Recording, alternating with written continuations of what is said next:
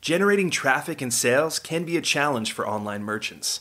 But selling on the Walmart Marketplace puts your products in front of millions of customers who shop on Walmart.com. And right now, sellers who join Walmart Marketplace can save up to 50% on referral and fulfillment fees for the first 90 days. So get started today. Head over to marketplace.walmart.com/savings. That's marketplace.walmart.com/savings. Welcome to E-Commerce Conversations, a weekly podcast from Practical E-Commerce, hosted by entrepreneur Eric Bandholz. What is going on, Internet? Eric Bandholz back again with another E-Commerce Conversations. I hope all is going well on the other side of the Internet. On the other side of the Internet from me, Josh, welcome. Thank you. I'm excited to chat with you. I've been a long-time listener to the podcast, got a lot of value from it, and the guests that you bring on, and then some of the solo podcasts as well. So excited to talk. Yeah, you're actually one of several people who first started by listening to the podcast and then made your way up onto the show. And of course, a fellow Twitter user as well. I try. Yeah, Twitter's got such a good D2C environment. It's so helpful. So it's great to be able to connect on there. If you're not on Twitter, think about joining it. But for our listeners, give the quick 30-second overview of what you guys do. So we're an online pet store. We specialize in breeding exotic frogs for the pet industry. So we breed a bunch of frogs here on site, and then we give you guys everything that you need to take care of those animals. So we are breeding bugs, we're growing plants, and we're shipping and selling all of the dry goods you need to take care of those animals. So really, we're trying to gain customers through getting a frog inside their house and then maintain that relationship through getting them the supplies and feeders they need for the rest of that lifetime of that pet. So in the pet industry, we do direct to consumer. So we're shipping right to the soccer moms and dads that keep our animals.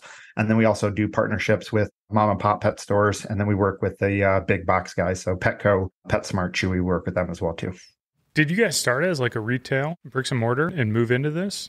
No. So the business is a little bit unique in that I started in 2004 with just the idea that I would be able to buy some stuff in excess and sell off the extra stuff so that I could keep a terrarium myself. So it really was a hobby that I didn't have any money for and needed to find a way to be able to buy the stuff that I needed to buy to take care of that hobby. And so it was all by accident. So from 2004 to 2007, it was just a hobby. It was just something I was doing on the side to sell some extra stuff so I could keep the animals that I like. And then I was almost in 2007, just really forced to turn it into a business. So it was totally unique starting. I never imagined that we'd be where we are right now in 2004 when I was just selling some excess stuff on some forums and online. You guys do quote unquote like manufacturing, right? So it's not like you guys are a pure retailer and just buying and reselling things like I would imagine most. Well, do most pet stores also like grow their own crickets? I guess you don't grow crickets, but yeah. We say grow crickets. Sometimes people use the word culture insects. So really in our hobby, it's really segmented. So a lot of the feeder insect places really came out of the fishing bait industry. And so you have these large cricket farms, a lot of them like over 100 years old. So they've been doing crickets for forever.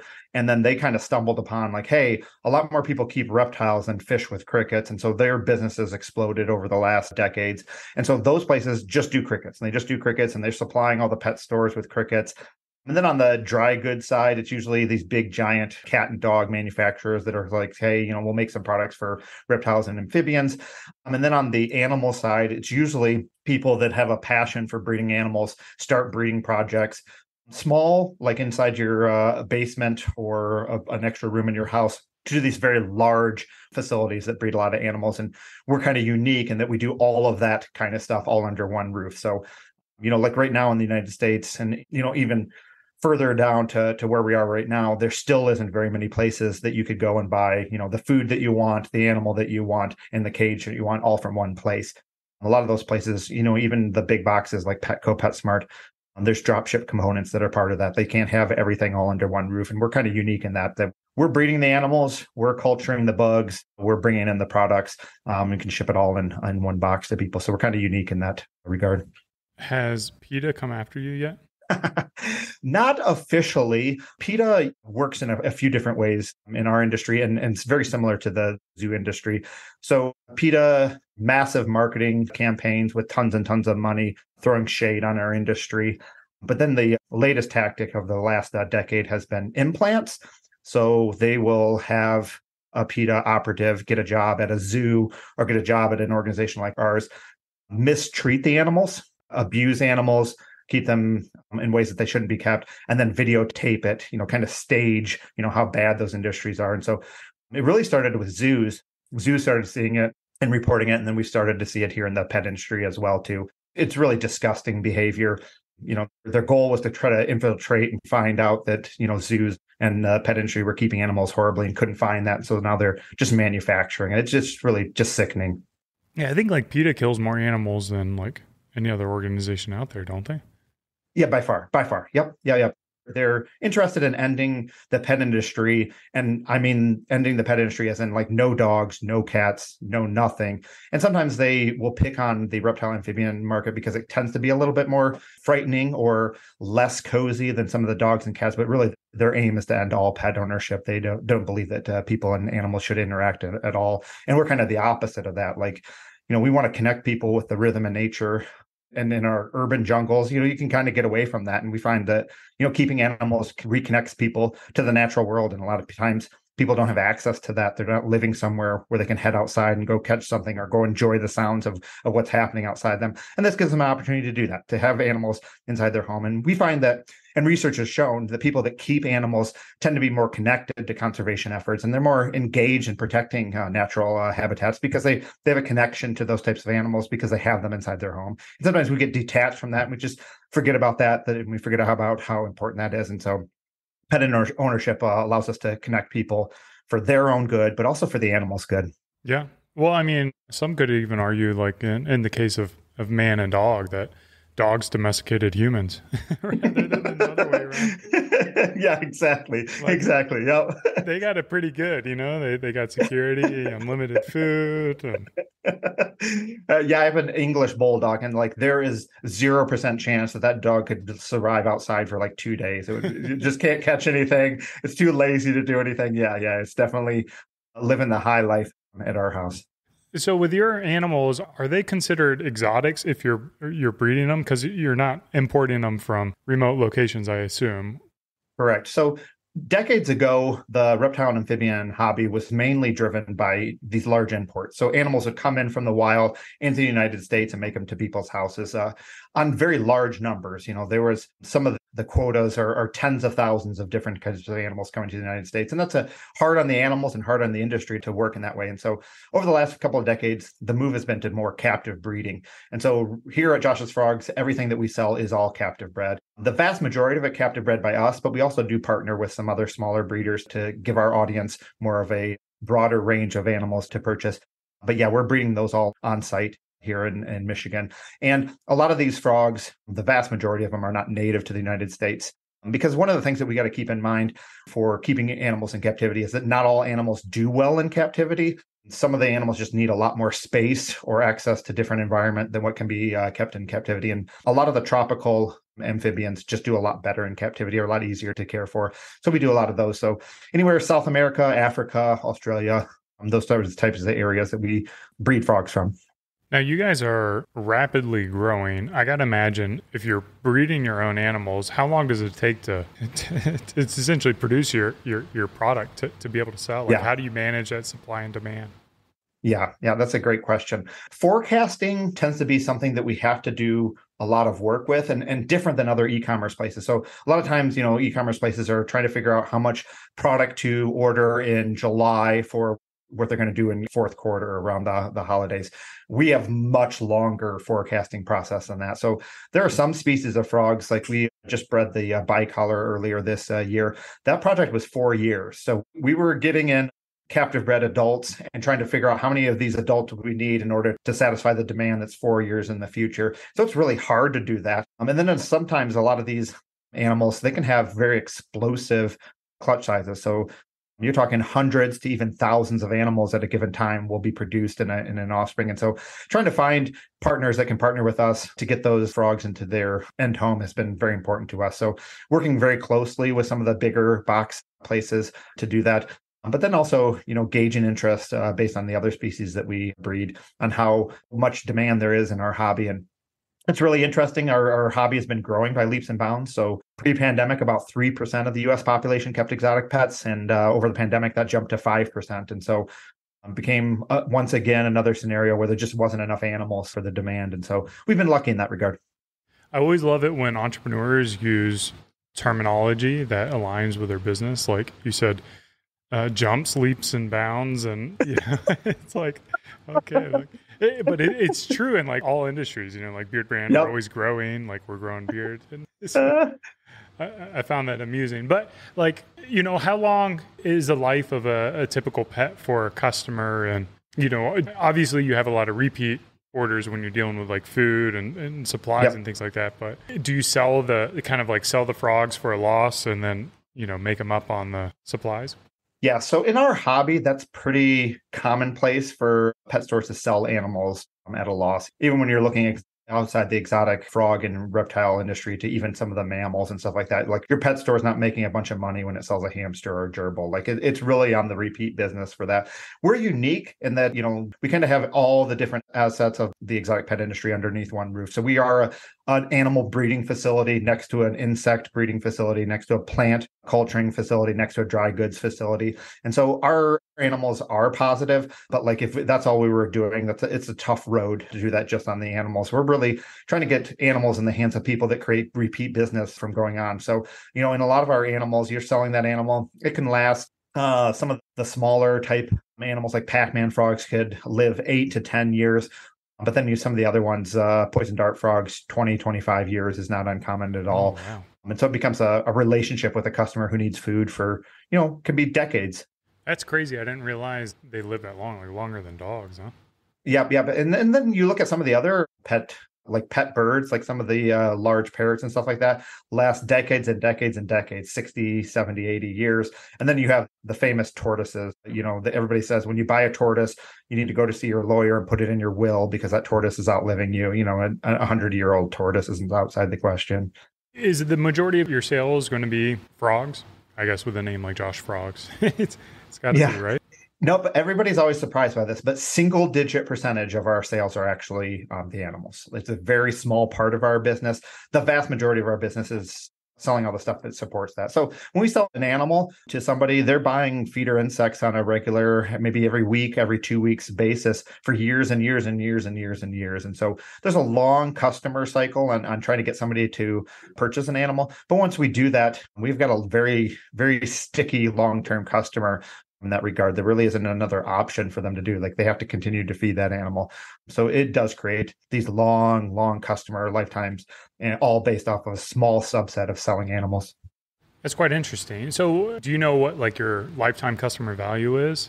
So we've done different measurements and been worked with other places that will do lifetime value cohorts based on that. So it varies depending on what type of animal that they're getting. But like, yes, $1,000 lifetime values every 2 or 3 years is not outside the question. And a lot of times, you look at somebody over 2 or 3 years, 50 to 100 orders is pretty standard for that type of customer base. So that's pretty bonkers. But before we hit record, you were telling me you primarily are growing through organic methods, blogging, content marketing. Yep. Why have you not embraced Google Ads and Facebook as a way to continue to accelerate the growth of your business? I guess there's really 3 reasons. One is an ethical reason. Like we really don't want people buying animals on an impulse purchase thing. We're just hobbyists at heart. And that just seems like, hey, we want people to be doing a little bit of research. We don't want these impulse purchases. So there's that element of it. The second part is we just haven't cracked the code on really figuring out how to really put money behind our content and turn that into something that we can track very easily back to the sale and trying to make that cost benefit analysis. I mean, a lot of our content does go viral and people love that kind of stuff, but how much of that actually turns into actual purchases is hard to measure. And then a lot of times it is a loss. Like if we were to put any type of money behind our content. So you think of any other industry, if I'm watching a video on beard products, like there's a big chance that I'm going to buy some of that stuff, but that's just not true on a video of a frog. That's just not true. Like it's probably 2 to 4% of those people that actually watch that video are ever going to be somebody who would purchase it. So there's that aspect that's hard to do. And then there's just also the aspect of it takes a long time, a lot of content in order for people to feel comfortable keeping the types of animals that we do. And so a lot of times those people need a bunch of different contacts throughout the course of them deciding that they want to move forward with those animals. And so I think there's opportunities to put money behind, very top of the funnel type stuff. I mean, we do a bit of that. It's just really hard to tie that back down to purchases and do it in a way that's cost effective, just because I think our content has broad appeal, but the purchase intent is very low across that broad audience. So what do you see in the funnel typically looks like from a customer finding your brand? And then how many points of contact do you have? Is it primarily like through email marketing and then tying that into like blog articles? Or walk me through like specifically the content you're creating to foster that conversion. Great question. So there is an element of us marketing to people that are already in our niche hobby. So people that keep snakes and lizards and other type of stuff. And so there's marketing that's done specifically for those people, which is a little bit different than I think our main focus, which is just getting ourselves out in front of other people. So one of the ways in which we do that is we do a bunch of trade shows across the country every weekend. So when I say trade shows, these are what I like to call them as reptile flea markets. So what'll happen is a promoter will rent out the Holiday Inn Convention Center. He'll get on the 6 o'clock news and 11 o'clock news, say, hey, bring your family down to the Holiday Inn. We'll get your picture taken with an alligator and you get to see all these snakes, lizards, and frogs, and you can purchase them.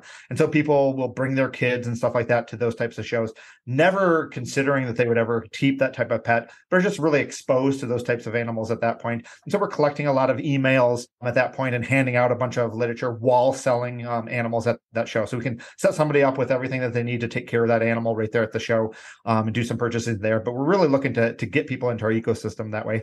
And then we're just producing a lot of content. So a lot of times people will visit a local zoo and they'll check it out and they're like, hey, those are kind of cool animals. I want to do a little bit more research. And so we're gaining some customers through some of that stuff. When they're looking at some of the zoos and animals that they're, we're coming up when they're searching for more information on some of those animals. And then I think, just a big part in what we saw during the pandemic was just people being online and being exposed to stuff was really a big generator of new sales for us. Was just people spending a lot of time getting to the very end of the internet, looking at whatever video comes up last on their YouTube reel. And we saw a lot of growth that way. I just think that it's a unique animal group that I think drives a lot of curiosity from people. Well, do you mind if I give you some unsolicited advice? Yes, I would love that. Okay.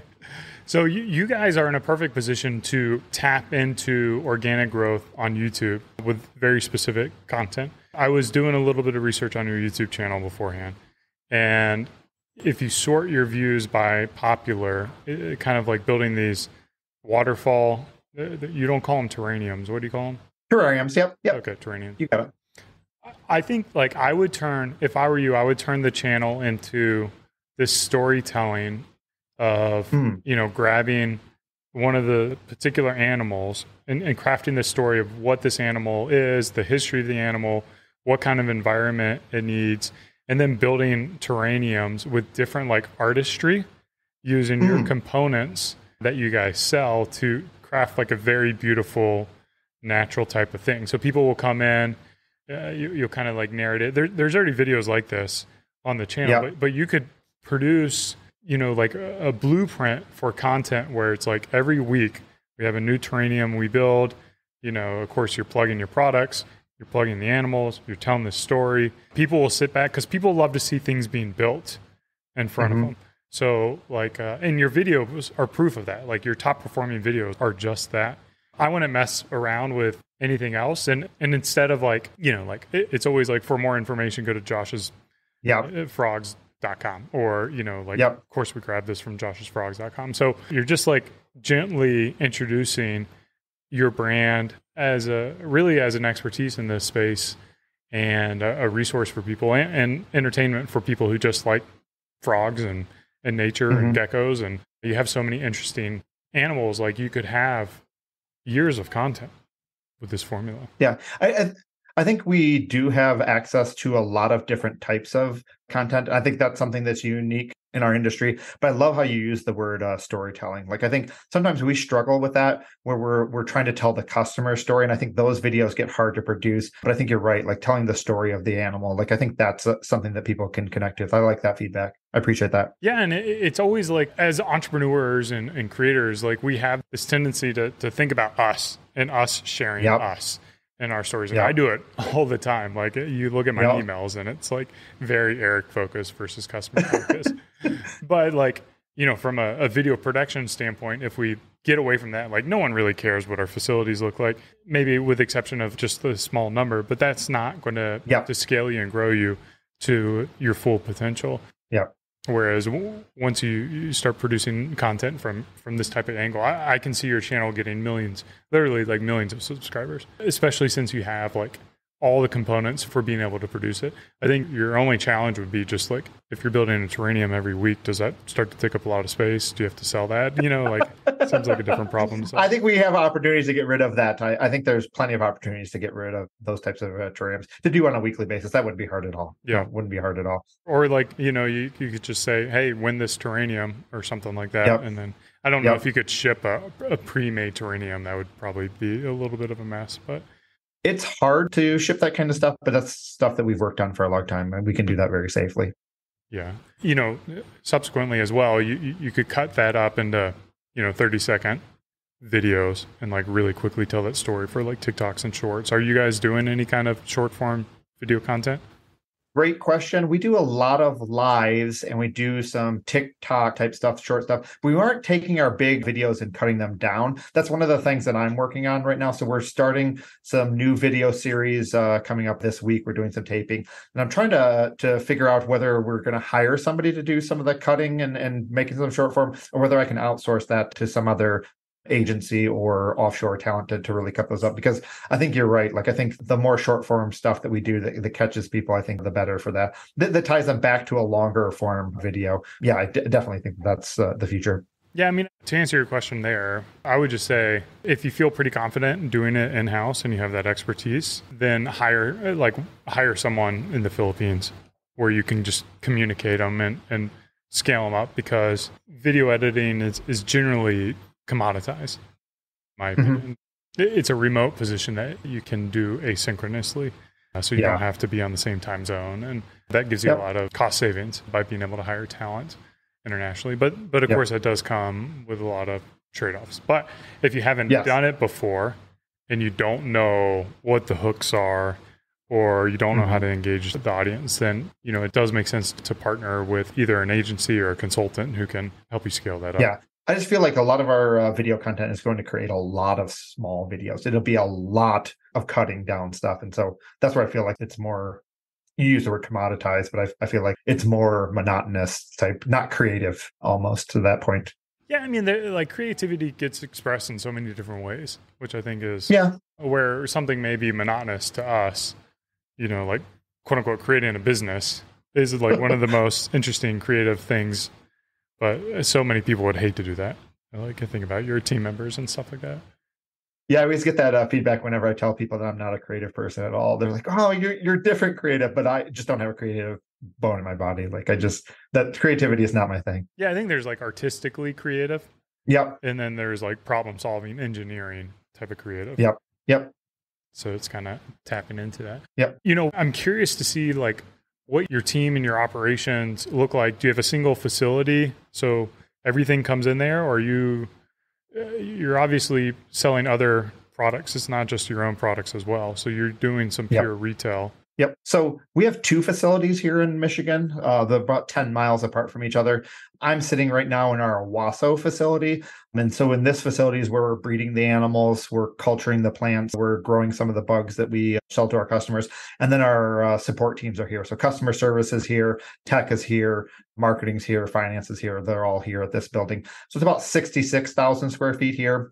And then in Durand, we have another 32,000 square feet. And that's our shipping and receiving hub. And so we're running a truck between the two locations from production here to the facility there in Durand that ships out everything. So right now we're about, I want to say we're 89, 90 employees right now, split among shipping and receiving, customer service, marketing, animal breeding, plants, insects, all that kind of stuff. So a very broad range of employees.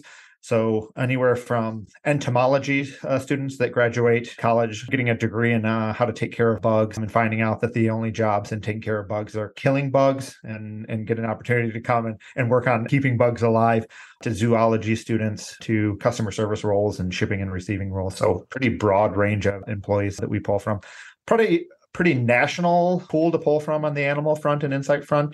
We pull people from all over the country for some of those roles. It's kind of unique to find people, they're longtime customers, really passionate about the types of stuff we do and get a chance to work in this type of environment. It creates some of the best employees, most creative employees that are really tied to what we want to do in the long-term future. You require your employees to come into work, or have you gone remote at all? So during the pandemic, we sent marketing and customer service home, but all the rest of us stayed in-house. And then once the pandemic slowed down, we ended up bringing customer service right back in-house. So we really like being in-house. I think we're really high on employee development, and I feel like it's just really hard to do that in a remote area. So it's been nice to be able to do some stuff over Zoom with employees, especially if you got childcare issues, you got to stay home, that kind of stuff has been nice. But I just think nothing beats being in the same building with other people, being face-to-face. I think that cuts down on mental health issues and helps us get all on the same page about where we're going, creates less confusion. And I just feel like we're able to do much more being in person. With 90 employees, what kind of employee drama are you dealing with?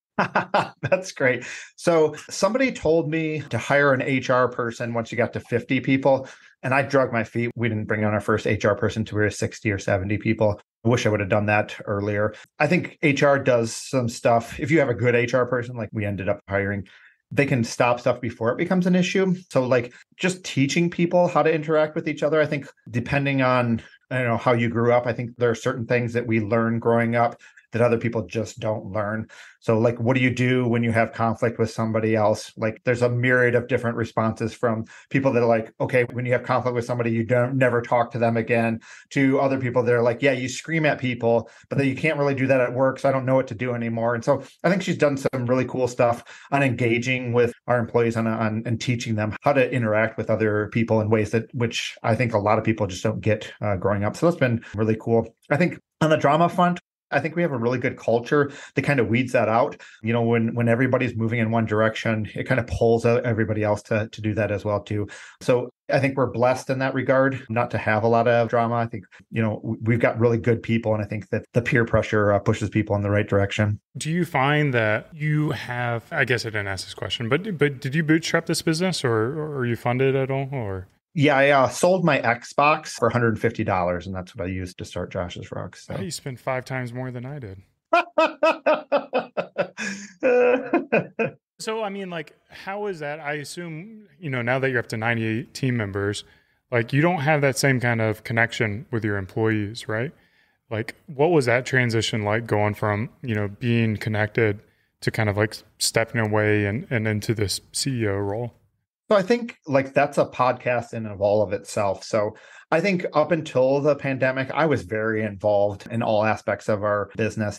Very early on, I had some life experiences in the business that made me push more work to some of our employees. So I had some childcare issues when we had our second and third kid, where I had to say, hey, I can't be in the office 5 days a week. I need to be remote a little bit. That helped me put some people in some positions to really step up to the plate. And so I think I started with that. But I think pandemic, really, it got to the point where, once we passed 50, 60 employees, where it's oh man, I really can't be that person that intimately knows every person. So we ended up implementing EOS during that time.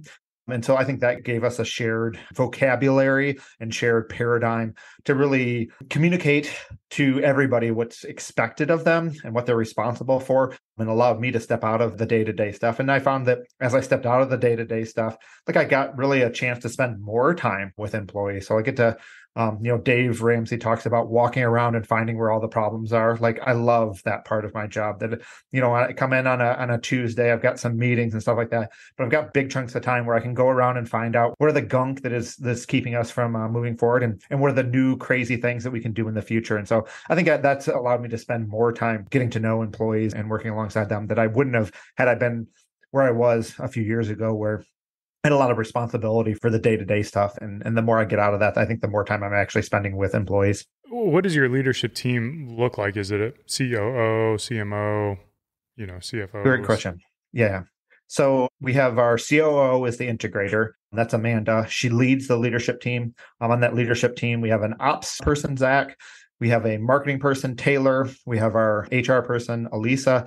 And then we have our technology lead, Eric, that are serve on that leadership team. And is that who you're spending the most amount of time with? Yeah, I would say I probably spend 50% of my time with them, and then the other 50% dispersed with the rest of the teams. Yep. And then are you pretty rigid with running EOS and following that blueprint, or have you adapted it to your business? So like everybody will say, hey, we run a kind of a version of EOS, or we take parts of it.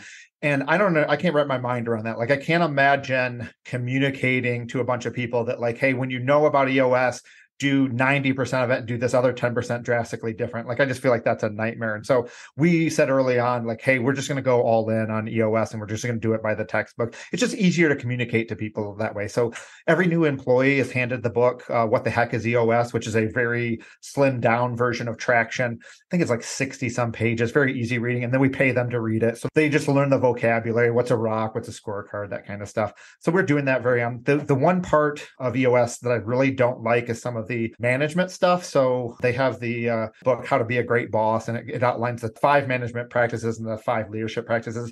I feel like that's pretty weak.